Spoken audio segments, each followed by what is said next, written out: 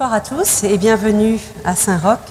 Donc, après avoir reçu M. Dickès et le Père Viau, qui nous ont parlé de Saint-Pierre et des papes en général, nous sommes très heureux de finir ce cycle de 3 conférences sur le Vatican avec Jean-Marie Guénois, qui va nous parler de notre pape actuel et de sa révolution.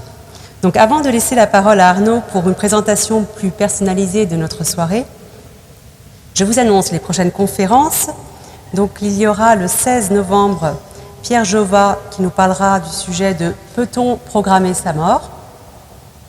Et le 14 décembre, nous aurons Pierre Manant qui viendra nous parler de Blaise Pascal. Je vous rappelle que la sortie se fera par votre gauche, qu'il y aura une quête à la fin, donc nous vous remercions de votre participation. Et vous pourrez également laisser votre adresse mail si vous voulez être tenu au courant des prochaines conférences. Ainsi que, sinon vous pouvez les retrouver aussi sur le site de la paroisse. Voilà, celles pour lesquelles vous ne pouvez pas assister, elles sont aussi mises en replay sur notre chaîne YouTube de Cercle Saint-Honoré.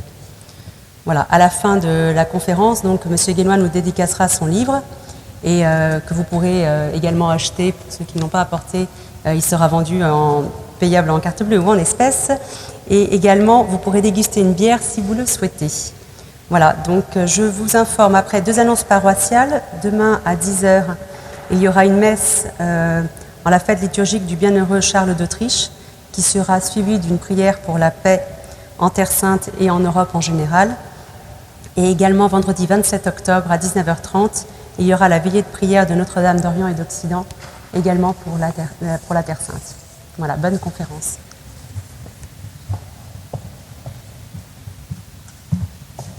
Jean-Marie Guénois, vous n'êtes pas vaticaniste, comme vous le précisez avec insistance au début du livre, mais ayant vécu dans la ville éternelle de 1989 à 1998, vous êtes presque romain, et comme disait Maurras, quand on est romain, on est humain. À Rome, Urbi et Orbi, vous avez fondé l'agence Immedia, participé à la revue Trente Giorni, je prononce certainement mal. Vous avez servi le bon Dieu sur RTL, au jour du Seigneur, et à la Croix, où vous n'avez pas trop crucifié vos lecteurs. Correspondant au Vatican et aujourd'hui rédacteur en chef des pages religion avec un S du Figaro, vous faites partie du club assez fermé des journalistes accrédités qui peuvent monter dans l'avion papal et recueillir ce que Laurent Dandrieux ici même avait qualifié de magistère aéropostal, c'est à savoir les petites phrases du pontife. Ubi Petrus, ibi ecclésiae, même dans l'avion. Je ne sais pas si c'est parce que vous avez vécu au cœur de Rome, au cœur vibrant et transpercé de l'Église, mais vous avez déjà sorti 3 livres en fait sur le pape François. Jusqu'où ira François en 2014, Amour de Dieu et réforme de l'Église selon saint François de Sales et le pape François chez Salvatore en 2014 et en 2023 donc chez Gallimard, ce pape François et la Révolution. Enfin, ce pape François, pardon, la Révolution, sans virgule. Observateur attentif et critique du Saint-Siège, et avec ce livre, vous nous emmenez, sous prétexte au départ d'une innocente visite presque touristique sur la coupole de Saint-Pierre, pour prendre de la hauteur, admirer les jardins, le calme, la paix et l'universalité de l'Église, avant de nous précipiter assez brutalement comme de la roche tarpéienne dans les secrets pas toujours avouables de la curie. Le marécage des loups peut-être menaçant l'humble serviteur de la vigne.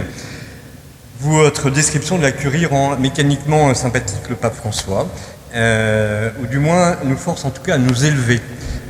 Comme le disait un aumônier de la garde suisse, travailler au Vatican, c'est l'assurance de perdre la foi ou de devenir un saint. Ce livre n'est pas là pour raconter des histoires croustillantes, ni gloser indéfiniment sur la couleur des chaussettes de François Ier comparée à celle de Benoît XVI. Bien au contraire, ce livre est extraordinaire. Vraiment, je le dis très sincèrement, je l'ai trouvé extraordinaire parce qu'il nous permet de prendre de la hauteur et parce qu'il nourrit notre foi de catholiques romains. Soyons clairs, je crois que ceux qui ne supportent pas le style bergolien ne l'aimeront pas plus et que ceux qui sont fans ne se remettront pas en cause pour autant. Mais c'est le point vital, à mon avis, tout lecteur avec honnêteté à la fin devrait refermer ce livre avec une vision plus sereine, plus objective et certainement plus catholique, en tout cas je le pense, de ce que nous vivons. Il n'est point d'éloge flatteur sans la liberté de blâmer, c'est votre devise au Figaro. Et donc, comme Le Monde, il faut faire quelques critiques quand même, sinon on n'est pas honnête. Alors s'il fallait vraiment trouver des défauts du livre, je dirais qu'on peut effectivement vous reprocher un prisme peut-être franco-français, quelques manques géopolitiques, quelques questions inachevées et suspendues comme la question tradie ou la question écolo, et en revanche des clous enfoncés à répétition sur Amoris Laetitia, mais somme toute ces redites sont assez pédagogiques. Plus sérieuse est la question du titre, révolution culturelle à la chinoise ou simple réforme assez classique. Le titre, sans même un point d'interrogation, pose des questions insolubles et suscite l'hostilité. J'avoue que pour l'organisation de cette conférence, je remercie les gens qui sont là parce qu'il y a eu des hostilités de part et d'autre d'ailleurs, comme j'en ai jamais eu jusqu'à présent dans les cercles. Et comme vous le dites d'ailleurs dans le livre, le thème peut-être fait fuir certains catholiques qui sont un peu lassés de ce pontificat épuisant. Pourtant, j'insiste, ce livre est passionnant, il est bien au-delà des polémiques. Il est factuel et en même temps spirituel, le propos est pédagogique, vous nous faites même quelques cours de catéchisme ou de théologie pour ceux qui en auraient besoin. Ce qui vous permet d'écrire des pages magnifiques sur l'Eucharistie, dont vous rappelez quel est le noyau atomique de l'Église, ce que les extérieurs, journalistes, voire parfois fidèles, oublient assez facilement. D'ailleurs, vous êtes assez sévère sur la non-formation des catholiques français. Cette formation, cette hauteur de vue et peut-être ce manque, ce qui manque à beaucoup de catholiques actuellement, tradis comme progressistes, et n'aide pas à vivre le pontificat actuel, à bien le vivre. Alors, on peut se lamenter à l'infini sur l'abandon de la chaise à porteur ou sur le fait que ce pape n'est pas encore totalement celui du camp des saints, mais le mystère de l'Église, né au Golgotha, est bien au-delà. Certes, sa sainteté, le pape François Ier, dérange, bouscule, divise même, ce qui est un peu un comble pour celui qui est gardien de l'unité, mais c'est peut-être nous qui sommes endurcis et refusons le message évangélique qu'il nous adresse. Vous nous montrez le réel de ce pape qui navigue entre un bon curé de campagne et peut-être un peu naïf et l'autoritarisme d'un bon tyran à l'ancienne. De deux côtés, nous oublions certainement, et merci de le rappeler sans cesse dans le livre, la réalité brillante de l'Église, qui est avant tout un mystère spirituel, traversé par nos temporalités. Et ce pape fait comme Benoît XVI, j'insiste, ça c'est une vraie découverte, 2 heures d'adoration par jour. C'est plus essentiel peut-être que la question des chaussures orthopédiques versus les mules rouges de Benoît XVI. Comme le montrait le père Viot la semaine dernière, l'histoire de la papauté est complexe et tumultueuse, mais elle a les paroles de la vie éternelle. Christophe Dickès, dans sa conférence il y a 2 semaines, a eu cette formule incroyable, je trouve, de dire que Dieu vient chercher Pierre, il ne l'élève pas, en fait, il va chercher Pierre dans sa médiocrité et il trace avec Saint Pierre un sillon dans la médiocrité. Peut-être que 266 papes après, finalement, c'est peut-être toujours vrai. Certes, le jésuitisme semble au pouvoir pour le pire ou le meilleur, et vous décortiquez remarquablement la méthode bergolienne de gouvernement, mais comme vous le dites, rien n'est acquis dans ce paquebot si lent à manœuvrer qu'est l'Église. Les jeux ne sont pas faits, ni dans un sens ni dans l'autre, et à la fin, pour savoir si la réforme prendra racine, ce sera le bon Dieu qui décidera. Certes, Jorge Bergoglio a une personnalité et un style atypique, qui irrite ou qui enthousiasme, mais selon la formule du comte de Chambord, dans une monarchie, et le Vatican est bien une monarchie, la personne n'est rien et le principe est tout. Certes, le bilan du pontificat que vous dressez à la fin est un peu inquiétant, mais déjà le prochain conclave se prépare. D'ailleurs, vous parlez du pape à l'imparfait à la fin. Ce n'est pas le moindre intérêt de votre livre. Vous dressez, sous prétexte de cette perspective du conclave, les différents enjeux pour l'Église de demain, sachant que nous croyons fermement que, quoi qu'il arrive, c'est bien le Saint-Esprit qui souffle, qui a soufflé et qui soufflera pour faire naviguer cette petite barque de Saint-Pierre. Pour essayer de creuser un peu plus le mystère du pape François Ier, vous allez être donc interrogé tout d'abord par Florence, qui a rencontré le pape à plusieurs reprises avec des personnes de la rue dans le cadre de Fratello, et qui témoigne avoir été sincèrement touchée par la personne du pape François, de ce bon curé de campagne, peut-être du village au monde. Ensuite, éclairé par cette personnalité oxymorique, je vous interrogerai dans le quart d'heure qui suit sur la méthode de gouvernement du pape jésuite à travers les réformes en cours. Nous verrons peut-être pourquoi les tradis devraient raffoler de cet évêque de Rome qui finalement est un des papes les plus autoritaires, les plus moralisateurs et les plus monarchiques depuis Grégoire XVI. Enfin, un migrant du Levant, pour faire plaisir au pape de Lampedusa, vous soumettra, Inch'Allah, à la question des révolutions théologiques qui semblent en cours, divorce catholique, théologie du corps de Jean-Paul II remise en cause, Pachamama, islam sympa, guerre et paix liturgique, etc. L'enjeu étant l'héritage et l'application du second concile du Vatican, l'herméneutique de la continuité ou de la rupture.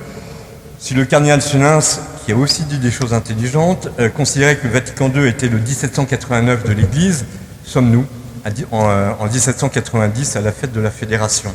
Ces bouleversements ont-ils vraiment une importance finalement? Menacent-ils notre foi ou sont-ils une occasion incroyable de nous convertir et de devenir des saints? Car comme le disent les derniers paragraphes que j'ai trouvé admirables aussi de votre livre, la seule révolution qui vaille dans l'Église, c'est celle des cœurs, celle des saints.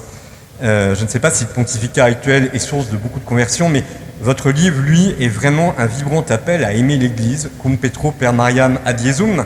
L'Église qui, au-delà de nos petits calculs, de nos sensibilités, de nos peurs, de nos enthousiasmes, de nos rêves et de notre péché, cette Église, au-delà de la pesanteur et de la grâce, reste l'épouse du Christ voulue par Dieu pour l'éternité.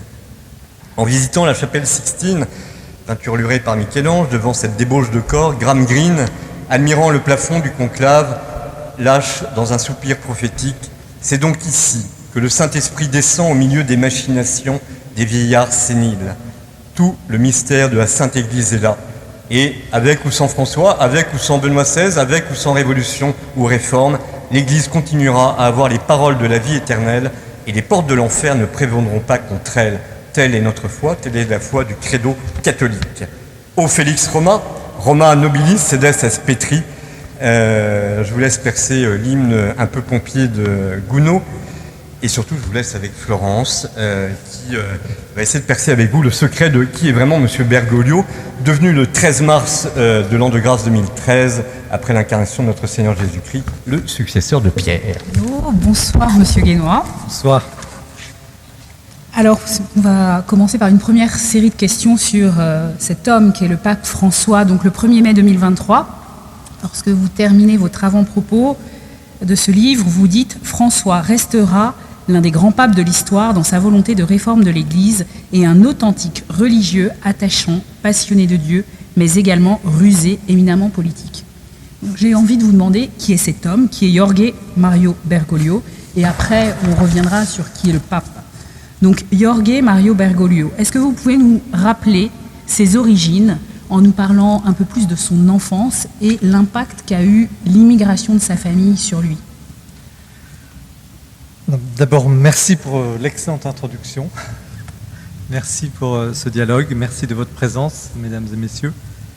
Monsieur l'abbé, s'il est là, je ne sais pas, messieurs les abbés.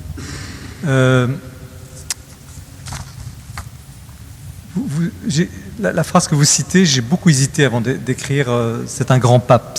Il restera comme un grand pape. Parce que la réforme qui est en cours, je vais répondre bien sûr à votre question, notamment à la faveur du synode, que je suis très attentivement, j'y serai la semaine prochaine d'ailleurs, elle est puissante en potentiel de changement, mais elle est aussi puissante, elle est aussi porteuse on pourrait dire, d'une forme de vanité ou d'une forme de volontarisme qui risque de ne pas porter de fruits. Donc, grand pape, j'ai vraiment tourné beaucoup, non pas mon stylo, mais le clavier pour écrire cette phrase, mais je pense quand même que malgré tout, et on va développer tout ça, c'est un grand pontificat, et ne serait-ce que par l'originalité de cette personne. Et qui est cette personne ? Est-il finalement le migrant, le petit-fils de migrant dont il se revendique souvent pour faire passer son message sur l'immigration? Quelque chose m'a frappé dans son enfance, c'était l'insistance de son papa pour qu'il parle espagnol et que l'on ne parle pas italien, surtout pas italien à la maison, pour ne pas apparaître comme pardonnez-moi s'il y a des Italiens, j'adore les Italiens, j'ai passé 10 ans à Rome, je suis italien dans mon cœur, quelque part, romain évidemment, les ritales, comme on dit. Donc là-bas aussi, il y avait un complexe d'être l'immigré de service. Et il a certainement été marqué par l'immigration, mais pas au-delà d'une vie finalement dans une famille de petite bourgeoisie laborieuse, les oncles qui étaient là avant ses parents et la branche de la famille qui était là avaient déjà pas mal réussi. Ils ont eu des déboires évidemment dans les affaires. C'était des bâtisseurs, des maçons, c'était pas des gens de la rue. D'ailleurs, pour entrer chez les jésuites à cette époque, il fallait quand même être d'un certain niveau social.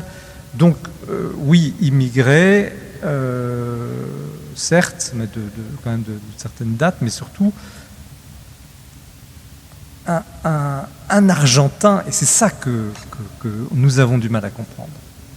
C'est-à-dire qu'il s'inscrit dans une vision du monde, aux antipodes, c'est le cas de le dire, loin de Rome,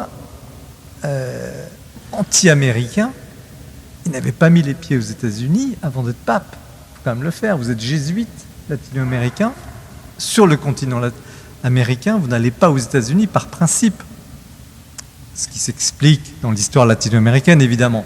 Mais il y a cet autre aspect d'un homme trempé dans une histoire locale argentine.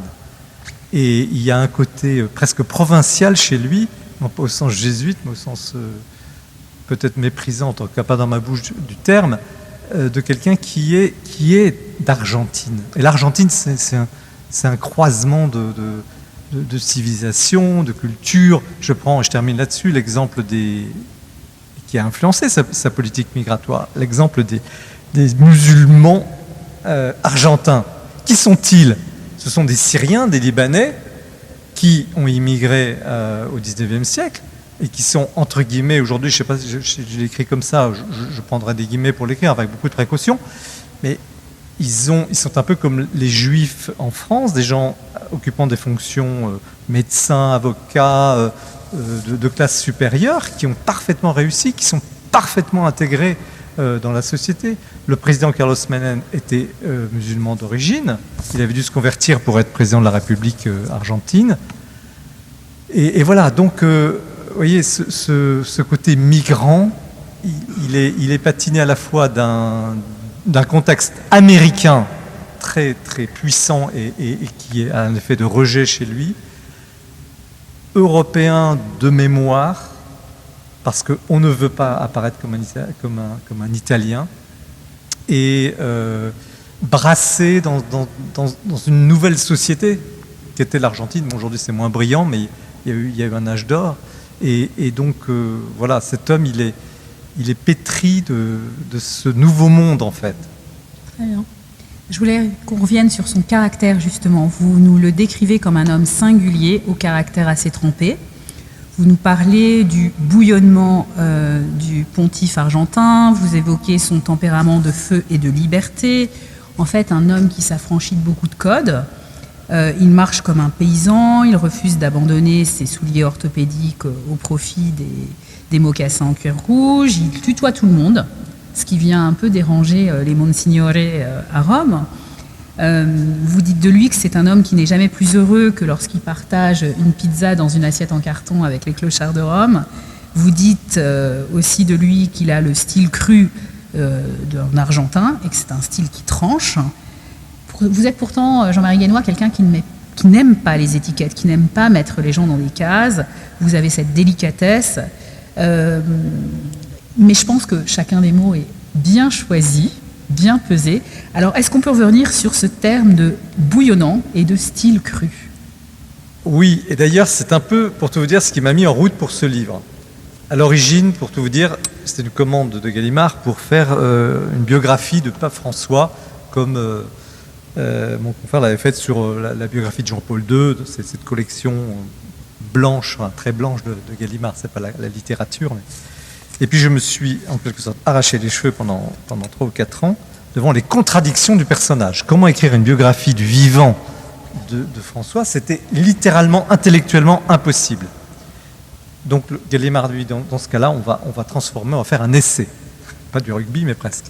Et là, j'étais choqué, mais choqué profondément, intellectuellement et humainement, par la double personnalité du pape François. Que, comme journaliste, je voyais quand même pendant les voyages, on le voit quand même de près, dans l'avion, il y a les conférences de presse, on le côtoie quand même, on peut lui parler, on est lors des voyages dans ce qu'on appelle les poules rapprochées, on peut être à quelques mètres, on assiste à des choses assez fortes. Donc, très souriant, Et puis, j'avais, par mes informations, parce que j'ai, évidemment, vous le soulignez, j'ai passé à peu près 10 ans là-bas, physiquement, j'ai fondé l'agence de presse Immédiat, mais en plus, j'ai des contacts de 3 décennies là-bas. Des gens qui travaillent au Vatican, que je connais, on est en pleine confiance, et par qui j'ai des informations de première main, sans me vanter d'ailleurs de ces informations, parce que c'est un monde complexe et on apprend tous les jours. Mais en tout cas, j'avais des informations très contradictoires sur son comportement personnel vis-à-vis de ses collaborateurs, dans des réunions, sur des dossiers, et on l'a vu ensuite de plus en plus publiquement. On y reviendra tout à l'heure sur la question de la liturgie, par exemple, qui effectivement, je n'ai pas tellement traité, parce que c'est un dossier qui me paraît un peu en cours encore. Bref. Et j'étais... le mot est trop fort, scandalisé est trop fort, mais j'étais heurté par cette apparence d'un homme bon, sympathique, et qui ne l'était pas. Qui n'était pas foncièrement. Bien sûr qu'il y a de la bonté en lui, je ne vais pas le caricaturer, surtout pas. Et c'est ça qui m'a mis en route. Et en réfléchissant beaucoup, méditant sur cette élection, parce que j'ai beaucoup suivi Benoît XVI, j'ai suivi 3 pontificats. J'ai suivi Benoît XVI, je dois dire que j'avais beaucoup d'affection pour Benoît XVI, personnel. J'étais bouleversé quand je revenais, d'ailleurs je disais à mon épouse Odile, j'étais bouleversé par l'humilité de cet homme. À chaque voyage, qui disparaissait pour le coup derrière la fonction. Il ne parlait pas en jeu, il était pape, absorbé, écrasé par cette charge, mais jamais il ne se serait mis en avant. Donc j'étais fasciné par l'humilité de Benoît XVI et en contraste, ce pape est arrivé. Mais Benoît XVI a provoqué par sa renonciation l'élection du pape François. On peut dire tout ce qu'on veut, mais ça n'était pas prévu. À 2 ou 3 années près, cardinal Bergoglio n'entrait pas au conclave, il n'entrait pas dans la chapelle Sixtine. Donc quand vous pouvez avoir tous les a priori, vous pouvez avoir toutes les informations sur le sujet, c'est un fait que vous ne pouvez pas ne pas appeler providentiel. C'est peut-être un accident de l'histoire pour certains, mais c'est un fait incroyable. Comment ce pape, que l'on qualifiait de conservateur, le plus conservateur, a osé renoncer? Et comment n'a-t-il pas, dans sa vision sainte et irénique des choses, préparé sa succession, ce qui était le cas? Donc, l'équipe, je passe très vite là-dessus, qui avait préparé l'élection du cardinal Bergoglio en 2005, était prête, ils étaient tous là, et ça n'a pas fait un pli, c'était très bien mené en plus, très très bien mené stratégiquement parlant, avec l'aide de l'Esprit Saint évidemment. Et donc on a quelqu'un qui a la conscience, la conscience historique d'arriver à une fonction, certes à laquelle il avait espéré être pape en 2005, mais ça arrive de façon tout à fait imprévue, et il a cet agenda, j'aime pas ce mot, il a cet objectif, il a cette conscience qu'il est le pape qui, après Jean XXIII et Paul VI en partie, première partie de la pontificat de Paul VI, va enfin, entre guillemets, mettre en route, en place le Concile Vatican II, qui fermerait la parenthèse Jean XXIII et Benoît XVI. Je termine par qu'est-ce qui le met en route? Qu'est-ce qui fait que cet homme se met en colère? Qu'est-ce qui fait que cet homme est bouillonnant, outre ses conditionnements psychologiques, psychosomatiques ou autres de ce qu'il est? C'est cette conscience qu'il doit aller vite, qu'il doit aller fort. Et on rejoint aussi l'Italien, le descendant d'Italien, qui connaît de l'intérieur les Italiens. Et là-dessus, un mot le Vatican, le middle management du Vatican est italien, la culture du Vatican est italienne, et heureusement d'une certaine manière, parce que je prends toujours la comparaison, où faudrait-il installer le Vatican? À Jérusalem, à Berlin, à Stockholm, à Paris, à Washington, cela ne marcherait pas. À Rome, ça marche parce qu'il y a cette souplesse italienne. Cela dit, qui dit souplesse dit arrangement, parfois compromis, parfois compromission, et lui est sans pitié pour ce genre de comportement. C'est le religieux jésuite radical qui, à l'ancienne, qui coupe ce qui doit être coupé. Donc, il a la conscience historique d'avoir une haute mission, il a le cran, c'est un homme qui a le cran, parce qu'avant, personne n'osait rien dire. Il faut voir quand même comment Benoît XVI a été enfermé dans le système. Pourtant, il le connaissait de l'intérieur, mais Benoît XVI n'était pas un gouvernant. Comment Jean-Paul II, finalement, a très vite compris, habitué peut-être au totalitarisme et au système un peu lourd, administratif, a compris qu'il ne ferait pas grand-chose de cette curie. Enfin, il a très bien géré cette curie romaine, mais il a contourné, comme on dit, par les voyages, par l'extérieur, par le grand souffle. En tout cas, François a ce croisement de l'histoire, cette élection inattendue, ce caractère, ce côté jésuite, donc libre.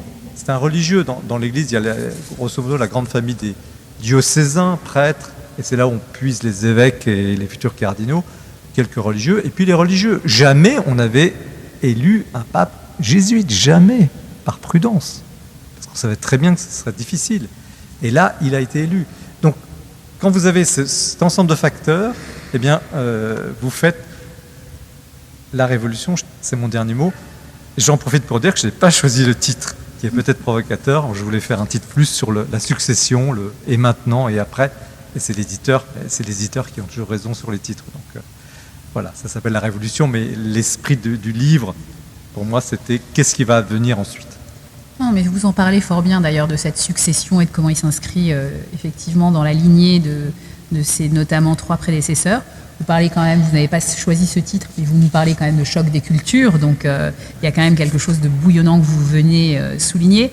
Mais ce que j'ai trouvé également extrêmement beau, c'est, on reviendra à son intériorité, hein, qui est un angle de vue différent, mais aussi de sa proximité et son attention aux autres, sa familiarité, cette facette, je dirais pas plus douce, mais en tout cas assez surprenante, le fait qu'il gère son agenda de l'après-midi, qu'il passe des coups de fil.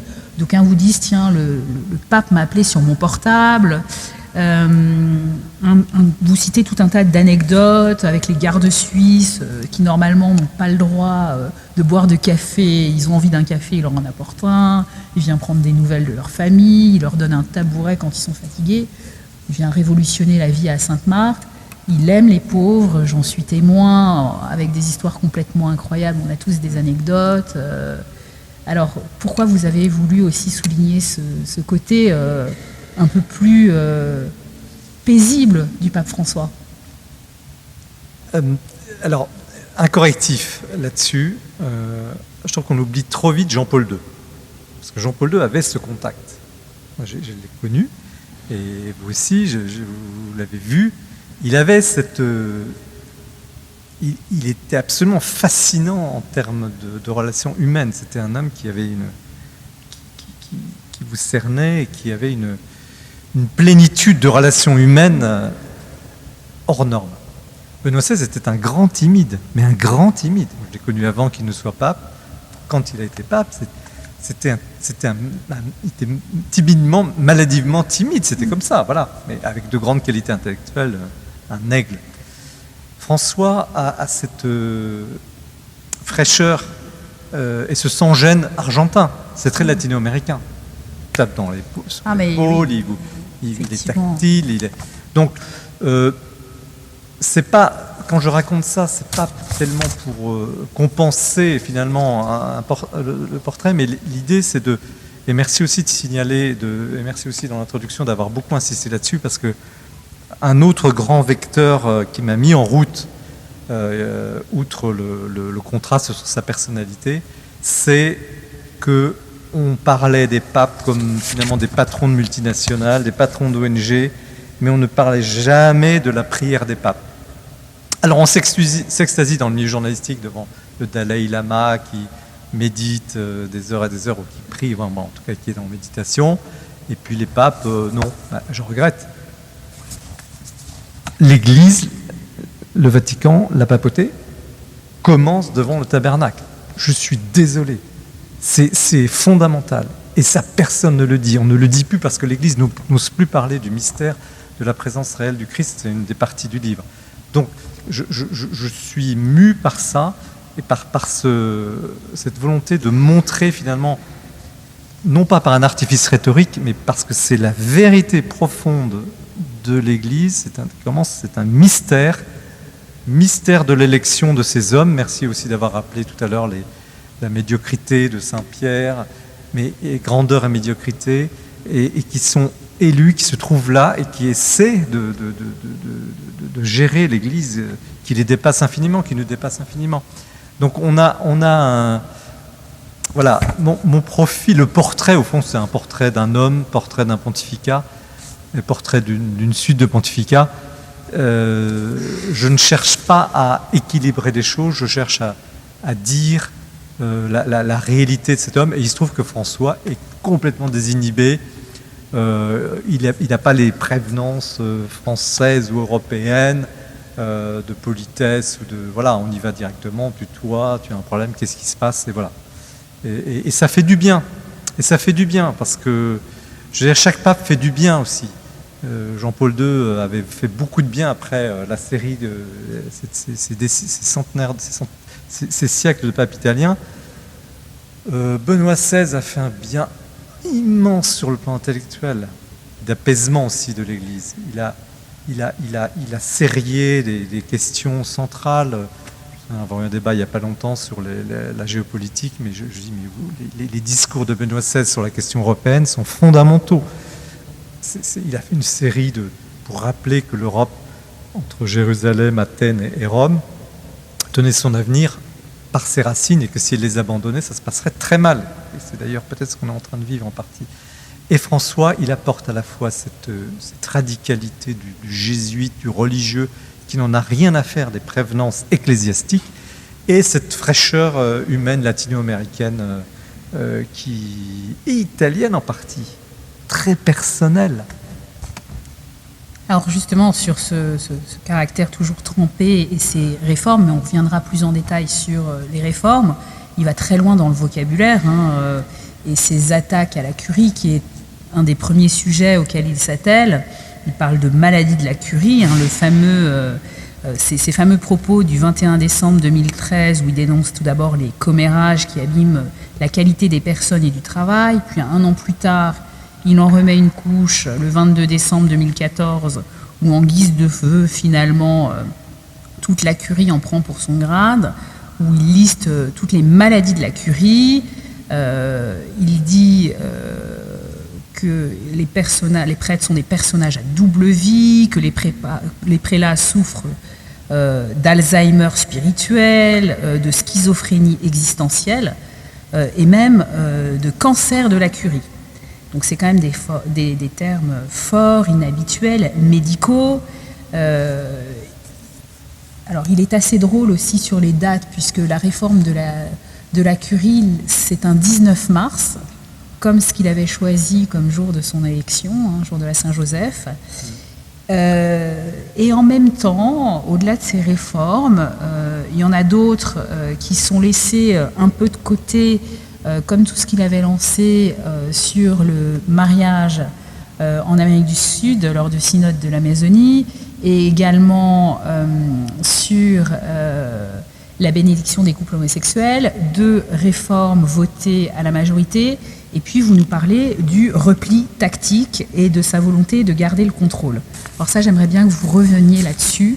Très étonnant, où il amène des sujets, où il va très loin pour que l'on débatte, que l'on vote, et puis finalement, contre toute attente. Alors ça, c'est à la fois le jésuite, une façon de méthodologie jésuite où devant un problème à régler, on va entendre absolument tous les points de vue et on va écouter tout le monde et on va favoriser même cette machine à laver intellectuelle pour bien secouer le sujet et que tout soit absolument exprimé. Et puis à la fin, les jésuites sont quand même des gens assez disciplinés. En définitive, à la fin, il y a un chef et c'est le chef qui tranche. Donc François applique une partie de cette méthode-là. Il n'a pas peur finalement des innovations possibles, mais il les stoppe. Alors on a effectivement pour l'histoire de l'Amazonie, donc la possibilité pour que des hommes chefs de communauté ou voilà, déjà bien reconnus dans leur action pour la communauté chrétienne et catholique puissent être éventuellement ordonnés prêtres tout en étant mariés. Alors, la petite histoire, c'est que sur le synode sur la famille, donc, quand François a voulu trouver une solution pour les divorcés mariés, on en reparlera peut-être après, mais oui. La méthode est la suivante, 2 années de synode, comme ce synode, et on trouve une solution, voilà. Sauf que la proposition, parce qu'il faut que la proposition soit votée aux 2/3 de l'Assemblée synodale, pour le synode sur la famille, elle a été votée à une voix. Une voix près, elle ne passait pas cette proposition pour les divorcés mariés. Et cette voix, elle a été apportée par d'ailleurs quelqu'un, ça a été contesté, c'était un religieux, il était là en tant qu'élu des pères abbés, des religieux européens, je crois, et il était admis comme évêque par cette fonction, il a voté. Bon. François n'a pas commis l'erreur 2 fois. Pour le synode sur l'Amazonie, le choix des délégués, comme pour ce synode, a été passé au peigne fin. Pour le coup, François, c'est un homme qui agite des idées, mais quand il s'agit de réformer, bon, il prend des décisions, mais il va jusqu'au bout, il faut que ça soit efficace. Ça, c'est un autre côté, peut-être de sa personnalité, mais aussi jésuite. Il est aussi important de décréter une réforme que de l'appliquer. Et c'est dans l'application qu'on jugera, dans la réception dans l'application. Donc pour le synode sur l'Amazonie, il avait vraiment, excusez-moi l'expression, bétonné l'élection. Et de fait, cette motion, la possibilité d'ordonner des prêtres mariés dans certaines circonstances, a été votée. Il ne l'a pas retenu quelques mois plus tard, dans le cadre de l'exhortation apostolique. Pourquoi? Jugeant 2 explications, que l'Église n'était pas prête, et qu'il avait trouvé, a-t-il confié par la suite, que ce synode avait été beaucoup trop politique, pas assez synodal, et que des groupes de pression avaient effectivement travaillé activement, j'en suis témoin, pour faire passer cette motion, et donc ça ne venait pas de l'Esprit Saint. Bon. Il a donc parce que la question est vaste, il a donc et on retrouve le contraste de sa personnalité. C'est pour ça qu'il est insaisissable. On retrouve dans cette méthode d'action, et on le voit actuellement en temps réel, avec ce synode sur la synodalité, qui est en fait, qu'on a débaptisé, qui s'appelle maintenant synode sur l'avenir de l'Église, parce qu'on ne comprenait pas ce que voulait dire un synode sur la synodalité. Mais en fait, la question centrale, c'est qui, dans l'Église, prend des décisions, et de quelle autorité. C'est ça, ce synode. Donc, est-ce qu'on va pouvoir donner le pouvoir de décision à d'autres personnes qu'à des clercs? C'est aussi simple que ça. Et à partir de ça, vous allez des questions théologiques aux questions pastorales, aux questions liturgiques, à la question de savoir si ce bouquet devait être au centre ou là, est-ce qu'il faut voter pour ça? Bon, tout y passe quand vous savez. Maintenant, qu'est-ce qui va en sortir et comment est-ce qu'il manage en quelque sorte cette foire aux idées et la décision finale? Cela fait partie, c'est exactement, on pourrait dire, voilà le cas d'école, et je termine là-dessus. Vous avez un homme qui agite, il agite là. On va pas comparer à l'église à un cocotier quand même, mais il agite. On l'a vu sur le synode allemand. D'un côté, il disait aux évêques allemands, calmez le jeu. De l'autre côté, la même semaine, il recevait des théologiens, dont beaucoup d'Allemands, en disant, allez-y, faites de la recherche, n'hésitez pas, faites avancer des nouvelles idées, etc. Donc il a ce côté-là, agitateur, et puis, la rime est tentante, je vais pas l'utiliser, j'allais dire dictateur, mais quelqu'un qui, bref, vous n'avez rien entendu, quelqu'un qui décide fermement, qui dit non finalement, même si ça a été voté, même si je vous ai encouragé, non, je ne prends pas cette décision en conscience parce que l'Église n'est pas prête, etc. Et on est désemparé parce que c'est imprévisible.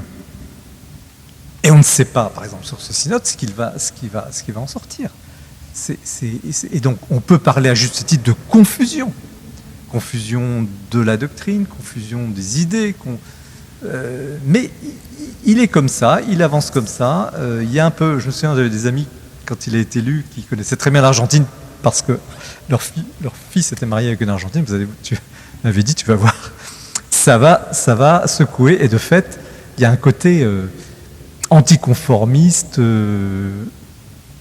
je ne veux pas être vulgaire, disons désordonné, dans la gestion même des choses, qui nous déconcerte et qui me laisse penser, et c'est la fin de l'ouvrage, qu'on ne va pas pouvoir continuer longtemps comme ça. C'est-à-dire qu'il y a un côté ouragan dans cette façon de faire qui fait qu'aujourd'hui l'Église n'est pas la culture profonde de l'Église est une culture de sainteté, d'une forme de modération, de sagesse. Je crois que le mot juste, c'est sagesse, et qu'on ira vers quelque chose de plus posé. En attendant, on est avec ce pape qui est arrivé un peu contre toute attente, qui est là, qui est le pape. Je ne suis pas du tout, moi, sur la ligne de ceux qui, même si on peut questionner l'élection et toutes les tactiques qui ont été mises en œuvre et que je découvre un petit peu dans le livre, je ne peux pas remettre en cause l'élection. Ça, c'est pas possible. Canoniquement, c'est impossible de dire qu'elle n'est pas valide. Voilà, c'est l'Église. Et c'est parfois un coup de pied. Vous disiez tout à l'heure, on est provoqué, il y a quelque chose qui nous dépasse. Et je ne sais pas répondre à votre question en définitive. Oui, alors j'en avais plein d'autres, mais je vais céder la parole à Arnaud. Mais quand même, une dernière question me brûle. En une phrase, si vous deviez rédiger, le moment venu, bien évidemment, l'épitaphe du pape François, qu'est-ce que vous aimeriez écrire? Vous avez des questions? Une phrase. Puisque vos derniers chapitres, c'est « Que reste-t-il d'un pape ?» Que reste-t-il du pape François? C'est vraiment très difficile parce que c'est la portée à venir qui est importante. Mais à date d'aujourd'hui, j'ai bousculé une Église qui quand même était. Je ne parle pas du dogme de la théologie. Je parle de la pratique cléricale, du système curial. J'ai bousculé. Et j'ai un prisme déformant, je connais peut-être trop bien le Vatican parfois, et il faut voir que l'Église n'est pas à Rome, elle l'est en partie, mais elle n'est pas au Vatican. L'Église, elle est vraiment beaucoup plus vaste. Donc, j'ai bousculé une Église, enfin la centrale, ce Vatican qui, on peut le dire sur l'expérience de Benoît XVI, asphyxiait le charisme. Avec toute la problématique institution-charisme. Jusqu'où quelqu'un peut remettre en cause, vous avez cité très justement ces discours à la Curie romaine où aucun ministre, aucun président, personne n'oserait casser son administration comme il l'a fait. Il l'a fait. Maintenant, il gouverne sur le charisme, ça a ses limites aussi. Donc voilà, j'ai bousculé un Vatican ou des comportements cléricaux qui asphyxiaient l'Église. Merci beaucoup. Avant de rentrer dans le détail de ce qui a été bousculé, est-ce qu'on peut revenir sur la méthode bergolienne de raisonnement tactique? Vous parlez d'un discours de la méthode, il y a des choses assez précises sur l'importance du réel, sur l'importance du temps, sur l'espace. Tout ça, c'est un d'où. Quelles sont les influences philosophiques de ça? Ça, c'est assez difficile parce que ces préceptes, la réalité est supérieure à l'idée, le temps est supérieur à l'espace. Vous pouvez peut-être C'est un mélange. Alors, je vais peut-être en oublier là parce que c'est un vendredi soir. Mais ce qui me frappe dans sa formation, c'est qu'il est d'abord chimiste. C'est un chimiste. Il a appris la chimie. Il est technicien supérieur en chimie. Donc il a une vision presque structurée de la réalité et des idées, le fameux polyèdre, quand il dit la réalité n'est pas un globe, le globe terrestre, ou la réalité n'est pas assimilable à un globe, elle est assimilable à un polyèdre. C'est une sorte de boule avec des creux, des pointes, qui, en fonction des réalités, de la façon dont on la regarde, est différente. Donc il a une vision, il a une représentation, je ne dis pas peut-être scientifique en tout cas, de quelqu'un qui a eu l'habitude de structurer, comme le font les chimistes finalement, des réalités matérielles en dessin, en visuel, et il a cette façon de poser des problèmes. Donc c'est quelque chose d'assez particulier parce qu'on n'était pas du tout habitué à un pape qui n'avait pas une formation humaniste ou philosophique ou théologique profonde. Ça, c'est le premier point. Le deuxième point, c'est qu'avant d'être théologien, il est littéraire. Il a enseigné la littérature longtemps, il est passionné de poésie, il aime les beaux textes, et on le voit d'ailleurs dans ses formules géniales. Il a une capacité rhétorique. Alors il n'est pas seul évidemment à trouver toutes ces formules, mais il a quand même, par rapport à d'autres papes, un sens du raccourci des formules. Alors évidemment les journalistes sont très heureux. Quoique, une petite anecdote, j'avais un ami qui était à l'AFP à l'époque de Benoît XVI et qui était germanophile, très bon germanophone. Et alors moi c'était un petit peu j'ai fait un peu d'allemand, et souvent on se regardait quand on recevait les discours de Benoît XVI, pendant des voyages du pape, dans les salles de presse, donc imaginez ces salles avec des ordinateurs, bon. Et on goûtait intellectuellement les discours de Benoît XVI. C'était un régal intellectuel, on se regardait, là c'est pas le cas. Vous n'avez pas mais c'est autre chose. Il a une efficacité, il pose des problèmes, il rentre dedans, si je peux dire, c'est une méthode coup de poing. Voilà. Et je ne pourrais pas vous dire quel est le philosophe ou le penseur qui l'aurait influencé, parce qu'en fait, il est assez pragmatique. Tout revient finalement à un homme d'action, un pasteur, qui est américain, en fond. Les Américains, sans faire trop de généralité, ne se posent pas des questions aussi philosophiques que nous. Quand il y a un problème, comment allons-nous le résoudre? Comment les Nord-Américains et les Sud-Américains sont pétris de cette culture de l'efficience, de l'efficacité. Et on l'a vu sur la question des divorcés mariés. Au lieu de faire un règlement impossible à manier et impossible sur le plan théologique, on ne touche pas à l'indissolubilité du mariage, ils trouvent cette idée de note de bas de page applicable avec différentes interprétations sous la responsabilité de l'évêque. Voilà. Comment je fais pour résoudre un problème insoluble? Comment je fais pour résoudre la quadrature du cercle? C'est ça. Et je réponds mal à votre question parce qu'elle n'a pas de réponse. La biographie intellectuelle de Jean-Paul II, de François, pardon, lapsus, elle est... Oui, c'est un vrai lapsus, là, pour le coup. Donc la biographie de la formation du pape François,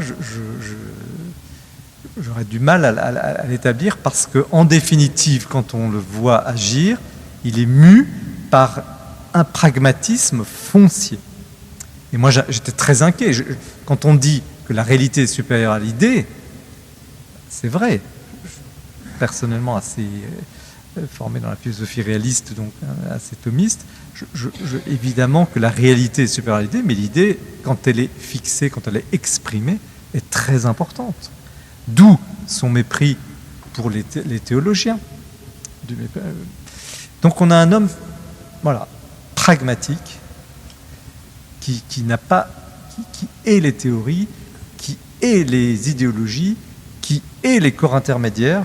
Je parle encore cet après-midi avec quelqu'un là sur ce point précis. Dès lors que vous balayez les corps intermédiaires, c'est une forme de populisme, une forme de... Alors, justement, vous parlez à un moment de populisme chrétien. Est-ce que les deux influences, alors peut-être pas idéologiques, je ne sais pas comment dire, mais les deux influences de la pensée, c'est le côté jésuite et le côté péroniste. Vous en parlez pas beaucoup du côté péroniste. Alors moi j'ai l'impression qu'en permanence il agit comme Péronne. Il parle des petits pas, on va réformer par les petits pas. On fait, il y a une question, il parle du peuple en permanence, du peuple de Dieu. Il y a, dans le discours et dans la méthode, il y a quelque chose de très péroniste. Et enfin voilà, les Français on connaît pas Péronne. Enfin, Clairement. Il manque Evita quand même. Clairement, mais si je n'ai pas insisté là-dessus, c'est d'abord que ça méritait un livre. Et que je me suis heurté, j'avais travaillé sur premier projet, sur le passé argentin du père jésuite Bergoglio sous la dictature, qui est pas clair, avec des interprétations très différentes, contexte difficile, qui mérite, c'est une thèse. Je n'ai pas voulu trop avancer là-dessus, faute de documents, parce que j'attache beaucoup d'importance aux faits absolument indubitables. Comme c'est un sujet tabou, si jamais vous faisiez ça, vous perdez votre accréditation? Pas du tout. Non, parce que, alors là, oui, franchement, alors j'ai la réputation, alors certains m'ont qualifié d'ennemi du pape François. J'ai une grande liberté intellectuelle, et comme j'ai beaucoup d'expérience sur le sujet, personne ne peut venir me chercher sur rien, parce que je connais assez bien mon domaine, tout en restant, on apprend tous les jours. Mais je remarque que finalement les gens, le pape lui-même aime bien les objections, les questions bien senties, et qu'autour de lui, évidemment, il y a une petite cour, il a ses hussards, il a ses lieutenants qui s'affolent dès qu'on pose une question embarrassante. Ben non. Par exemple, quand on est revenu de Lisbonne cet été, des JMJ, c'est moi qui lui ai posé la question sur la France, et j'ai cherché une question vraiment fermée pour l'obliger à prendre position. Donc j'ai osé lui poser la question: avez-vous quelque chose contre la France? Question simple. Il n'a pas répondu. Donc répétez: avez-vous quelque chose? Non. Enfin, bon, il a éludé un peu le truc, mais bon. Et donc on peut poser, enfin, il faut avoir les reins solides, parce qu'on peut se faire aussi blacklister. Moi, j'ai cette expérience qui le permet, mais je n'écrirai pas quelque chose, notamment sur la question de la dictature argentine, sans être absolument certain, parce qu'il y a vraiment une grosse controverse historique, qui est très difficile à percer. Il y a des éléments inquiétants, le fait qu'on ait demandé aux jésuites, qui avaient été en quelque sorte lâchés par leur supérieur, qui s'appelait Bergoglio, à qui on a interdit de parler au moment de l'élection, des choses assez troublantes. Maintenant, il faut du béton armé sur des sujets comme ça.